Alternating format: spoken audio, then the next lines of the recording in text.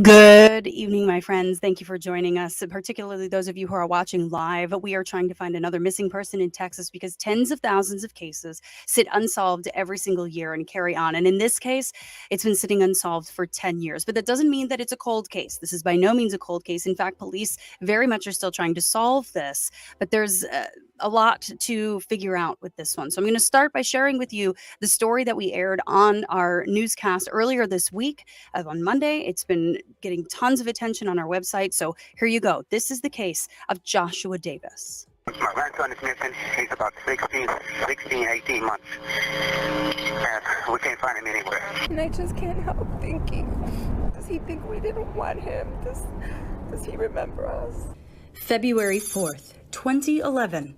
18-month-old Joshua Davis was with his mother, father, and several grandparents at a mobile home park in New Braunfels, Texas. It was the coldest day of that year. It had snowed. Joshua's maternal grandmother was not among the family who had gathered to watch a basketball game, but she says Joshua had been in the bedroom with his pregnant mother. But he was walking and talking, kind of babbling at 18 months old, so he was able to crawl up a little bit and walk, and he left the bedroom and walked out to the living room. She claims more than a half dozen people were in the living room at the time. Some of them had been drinking. It was the grandpa, the great-grandpa.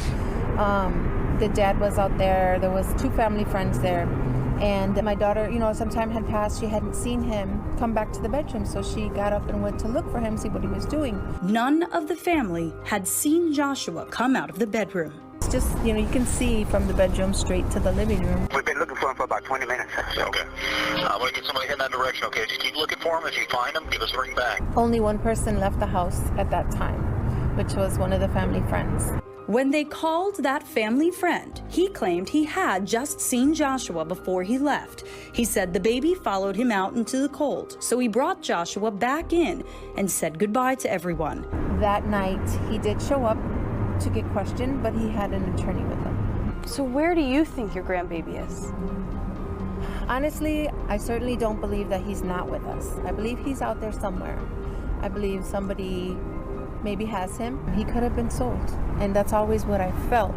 Somebody really wanted a child, and if somebody goes through that trouble, to spend money to buy a child, to hide a child, then obviously they really want a child. 11 years have gone by, and Natalie is still putting her grandson's name out there and an age progression rendering of what he may look like today. But New Braunfels police are still looking too, and recently upped the reward temporarily for Joshua's disappearance. But in their eyes, the family knows something but won't tell. From the time that they kind of said that the baby was missing up until the 911 call, there was a couple minutes that had went by. When somebody goes missing, does anybody look at the clock? Every person that was inside the house the night of Joshua's disappearance has been interviewed multiple times. They came up with this theory that there was drugs in the home. My grandson got a hold of these drugs and something happened. However, there's never been any evidence there. Nobody's ever been arrested. 2 weeks after Joshua disappeared, his mother gave birth to his brother. They would have grown up together from infancy. 11 years later, Joshua also has a sister, and the family has not hidden Joshua from them. And they know who he is. They know his name. They know pictures. We celebrate his birthday. He still gets presents on Christmas, and, it's hard. I never imagined I'd be here 11 years later. All right, joining me now is Natalie Vargas, the maternal grandmother of Joshua Davis. And Natalie, when our story aired, I got messages from people all over Texas who I know who remember this case because your family, from the first second that this happened, y'all have been out there and you are still 11 years later. You are the family spokesperson for this. And that's, we met at Houston Missing Persons Day. This case didn't happen in Houston, but here you were in Houston hoping that maybe someone here had seen or heard something. Obviously, this is really emotional for you. I imagine every time that you step up to do this work, it's got to be hard. It is. It's never easy because it's like reliving it all over again. It's got to also be hard that police have a different view of what happened and is suspicious of some of the family. Now, you weren't there that night, but can you talk to us about those suspicions? Where are they getting that from? Do you think there's any more information family has to give? Is there anyone in the family who you're still pushing to talk further with police? Um, Really, I don't. I mean, obviously, somebody knows what happened. I don't know if it was necessarily somebody that was in the home or if it was somebody that was outside and never made it in the home, because there have been people that have come forward and say that they had seen other people in the driveway or other people came that night, um, and they never made it in the house. So I don't necessarily know. What I do know is that somebody knows something because Joshua didn't decide that day to get up and leave the home. And you were in Um, a rural area. You were at a mobile home park where or not you, but the family was at a rural park where it's not like there were lots of things to go to walk to. I mean, there was a lot of distance between the home and other places, correct? yeah, at the time it's still a mobile home park area. It's not necessarily a park, it's just blocks up and down of mobile homes. Um, right now they're building a lot in that area. They weren't at the time, and so there wasn't even any street lights on the street at that time. Huh. So this was February 4th. It happened in the evening. Um, You called it the coldest night of that year. it was because it had snowed. And obviously, with the last 2 years that we've had a cold storm. The city shuts down. Like, we're not really prepared for snow. So it had snowed that day. And they had actually, it was like 19 degrees that night. They had shut down the freeways and stuff during the daytime. So imagine the wind's blowing. There's people that are, you know, nobody's going to be outside in the street when it's dark, especially in winter and the coldest day of the year. And you So wouldn't there imagine a wasn't, baby would be able to make it very far. A toddler, 18 right. months, so able to walk, but I mean, not able to go too far. So your family started looking right away around the property. One of the issues have had is that it took the family, they say, 45 minutes to an hour to call 911. But you explained that your instinct was not, we need 911. It was that we need to find the baby. I mean, how does the police know exactly? How does anybody exactly know the precise moment that he went missing? Because if that's the case, he wouldn't be missing. You know, today, right now, today, if a child was missing from my home and I was going to look for him, the last thing I'm going to do is look at the clock. I'm going to go outside and look and make sure that he's not running out in the street, or he's not, he didn't fall down the stairs or something like that. I'm not going to go look at the clock and then go make a phone call.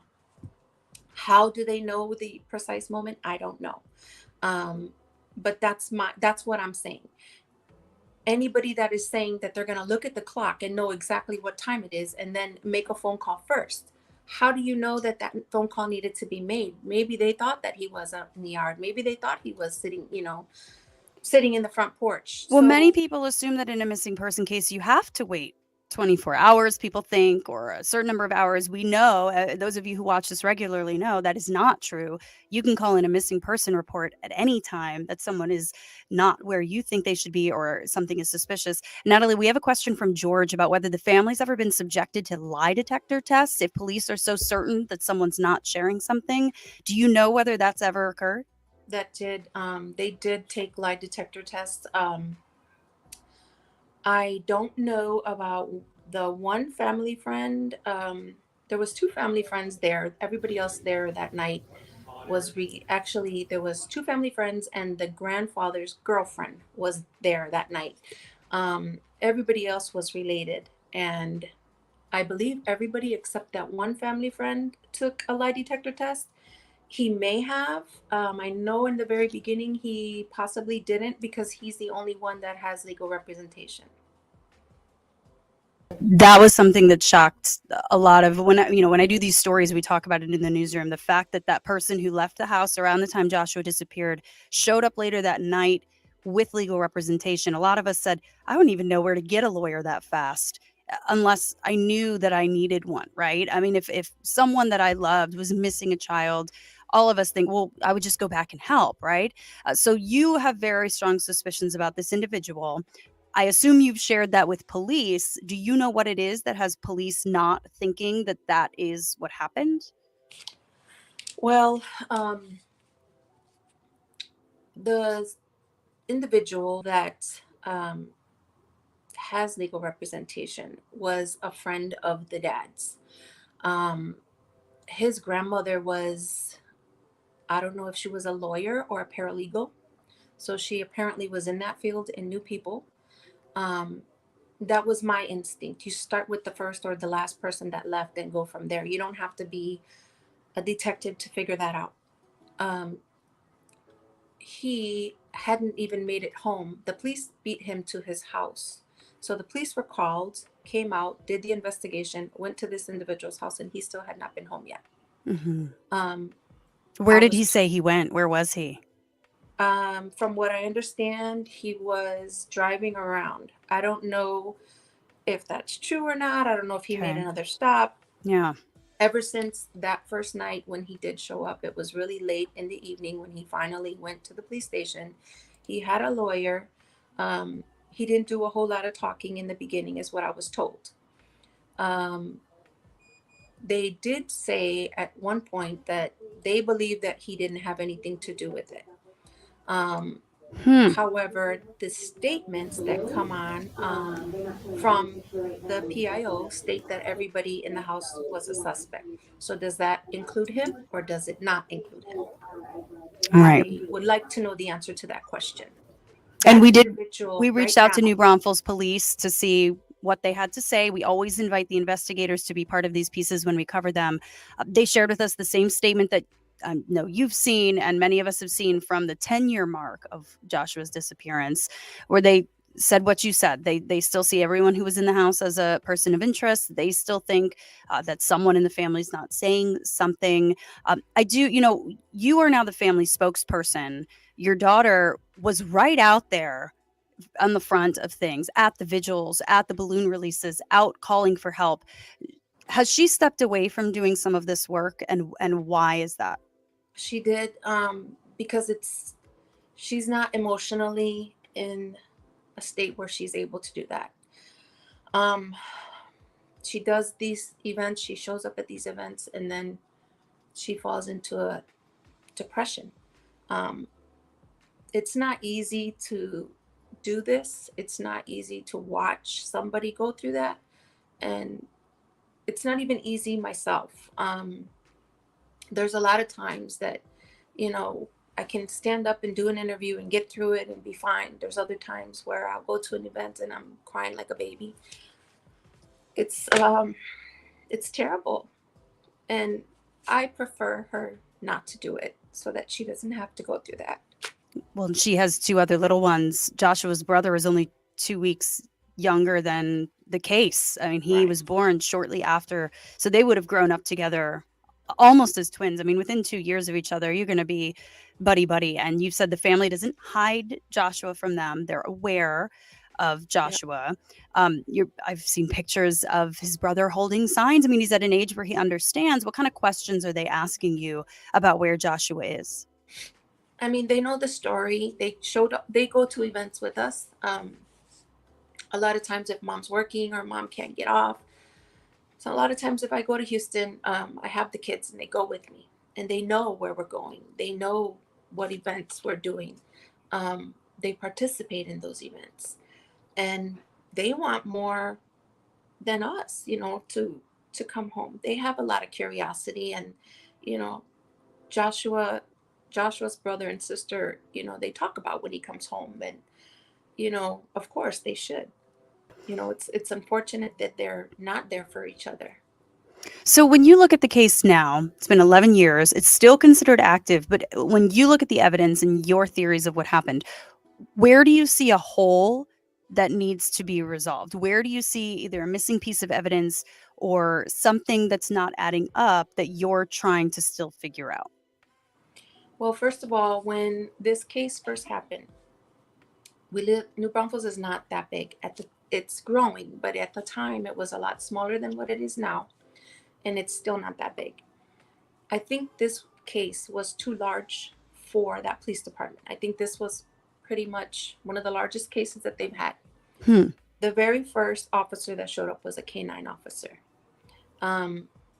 They did the checks and double checks, but they did call out our local missing persons center to come and make sure all bases were covered. So there wasn't a lot of evidence because of the fact that it was the coldest day of the year. It had snowed, a lot of things melted. There wasn't also a lot of things that were preserved because people were in and out of the house. There was a prayer vigil held, a candlelight prayer vigil that was in the backyard. Um, Family, friends were coming over. So there was not anything that was preserved. I don't know if it was because of the weather or if it was because evidence was just washed away, or maybe evidence, we should have sectioned off certain areas of the house or whatever, not let anybody come in. You don't know, and you don't do these things in the beginning because you're going through it for the first time. Yeah, I mean, who among us is an expert at having one of our loved ones go missing? Even, I've covered several of these cases. We have some of our families who I've covered before watching right now. You'll see them in the comments. I encourage you guys to go back and watch past episodes. And those of you watching live, go ahead and hit us with questions in the comment section because we'll answer whatever we can here. But none of us plan to be experts in this. None of us should be. I know the Texas Center for the Missing has helped you in terms of getting and staying connected with resources and support. But what do you need to move this case forward in your mind? What are you waiting for? Are you waiting for that family friend to come around, and do you think there's something that they're not saying? I mean, what could be the next in this case? There's a couple ideas that I have. As far as the family friend, in the beginning, yes, I kind of did think that he was responsible. After a certain amount of years passed, once he had legal representation, he left New Braunfels area. He was in different parts of Texas. I think he's only been seen a handful of times by the family or Joshua's relatives or whatever. I don't know if he maybe contributed to something, if he maybe was hiding something for someone. I don't know if he maybe saw something that he shouldn't have. For all I know, he could have been threatened or been afraid to talk. I really don't know. When the Crime Stoppers and the reward was, pretty high, it didn't get anybody to talking. So I don't think it's a money issue. The family friend is now incarcerated and has been incarcerated for the past probably 4 to 5 years in Louisiana. He does not have a bond. And I would just hope that maybe he now would talk if he did know something, or if there's something that he could add, because any little tip is going to bring us a little bit closer to finding out what happened. And you have a theory on what happened that you shared with me.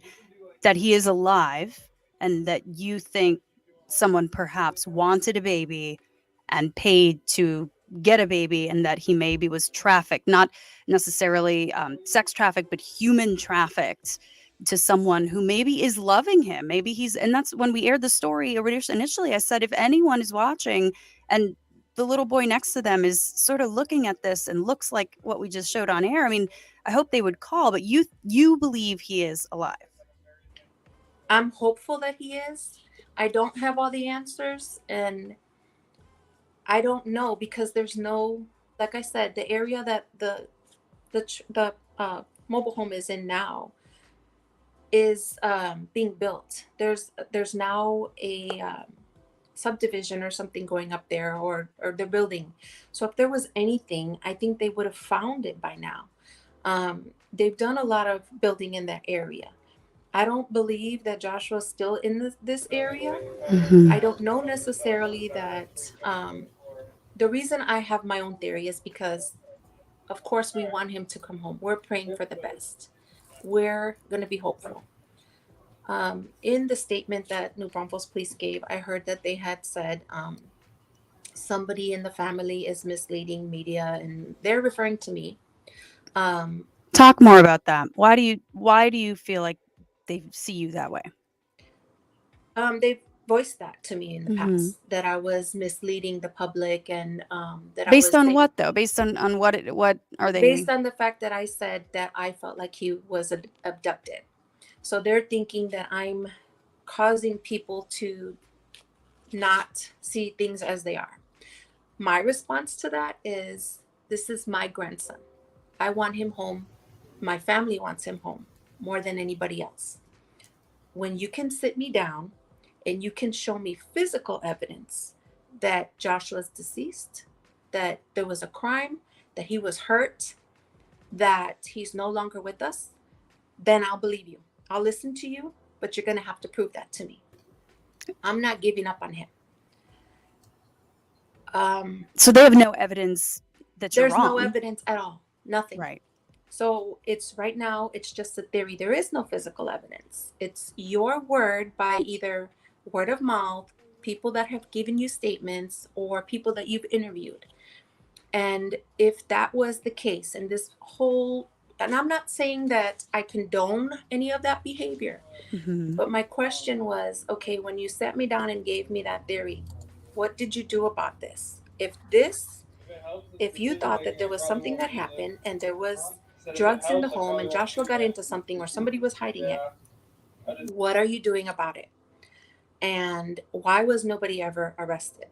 Because there was no physical evidence. Again, this came either from a confession or word of mouth or things that people were calling in. So how can you tie one crime to another? If that's the whole basis for this, then we need to act on that. I have a question from Patrice, who's watching. She asks if there were any sex offenders living in the area at the time. I assume that was looked into? Did you learn anything? Was that ever, was there any evidence there or any theories? There were, and they were all investigated. And nothing came of it? No. Okay. Do you feel that enough investigation was done? Do you still worry about that? I don't worry about the initial investigation. What I worry about now are the tips. If all the tips are being investigated, and if they are being followed to the very end. Because there's been some instances where I have tried to follow up on things and I didn't feel like I got, I'm not going to say a genuine answer. I just feel like there could have been more there to assure me, hey, we followed this lead to the very end and there's nothing else. There's nothing there. We couldn't do anything. And I didn't get that. Interesting. All right, I'm checking the comments here. Last call for questions because we're going to wrap up. Let's see. I mean, a lot of people just praying for you. A lot of people saying they are suspicious of the friend. Get their tail in there, do lie detector test. So is there anything that you want to ask of people who are watching, who want to maybe try to help figure out this case? We saw with the case of Gabby Petito last year that sometimes Americans can be from all over the place and help solve a case that wasn't even in their neighborhood. But what can people do to help you at this point? What you can do to help me or any other missing family is share it. Word of mouth, get his story out there. Try to, it's very hard for me to ask people to keep an eye out because there's so many missing people. I can't even keep up with them myself. Right now, Joshua would be 13 this year. He's going to be at the age where people are going to start wondering why this kid's not in school or where's his parents, or it's going to be time for him pretty soon to want to drive and get a job. And although documents can be forged, he's going to start questioning those things. And I'm trying to get an updated age progression so that, people can keep up with what he would look like. But sharing his page, sharing missing person flyers, social media is a great tool for us. It can go places that we don't even know anybody. Prayers, again, that means more to us than anything else. So thank you very much for that. And for one last time, Marlon, asking you to run over, who was the last person that saw him at the party? Was it your daughter, his mother? It wasn't a party like they call it. Like I said, it was a triple wide trailer. The family, basically everybody except 2 people lived there in that home. They were just watching a basketball game and they were drinking. The last person that we know that saw him was the family friend, because he stated that he went out the back door. Joshua followed him out. He brought him back in, said his goodbyes, and went out through the front door. All right. So that is the last that anyone saw of Joshua Davis, or at least that we know of. For those of you watching, I appreciate all of you. I appreciate all the love that you're sharing with this family. And we, regardless of what happened, how we got here, we can all agree that at this point, Joshua deserves the dignity of being found. He deserves to have been. The family deserves a formal goodbye. That we deserve closure, all of us, to know that a Texas baby is going to find his way home, and that he's being cared for, whether it be with family or with someone else who's been taking good care of him. I do hope that if that theory is true, that whoever is with him is taking excellent care of him. But we would love to crack this case. Those of you who are into solving cases, you can see where to put the tips. Send in the tips if you have any thoughts. We're going to be posting a link to our article that has more details, and also a link to where you can follow this case if you want to get involved in following updates and getting in touch. But you're getting so many prayers, and I just can't thank you enough, Natalie. I know how hard this is to do, but I know how important it is to your family. I can't imagine being in your situation, which is why our team is doing what we're doing, and we hope that this becomes a tool in your toolbox to get more people involved. And if any of you ever have someone who goes missing, make sure that you know what to do. Make sure that if you have someone who you think is being human trafficked, here's the human trafficking hotline. We have lots of this information on our website. Go to fox26houston.com. We have a whole section for the missing. You can see other cases. And if you have someone who has gone missing and you need help, you do not need to wait. No amount of time needs to go by. You can call right away, and you can reach out to the Texas Center for the Missing. Natalie, thank you so much. We'll stay in touch, and let us know if you hear anything. We will do the same. Everyone who joined us, thank you so much for being here. We appreciate all of you. Thank you for the prayers. Thank you for the faith. And look at the number of people who are reaching out here saying that they just want to help at least lift your family up. So all the best. Thank you guys so much. And we'll see you next time on The Missing Life.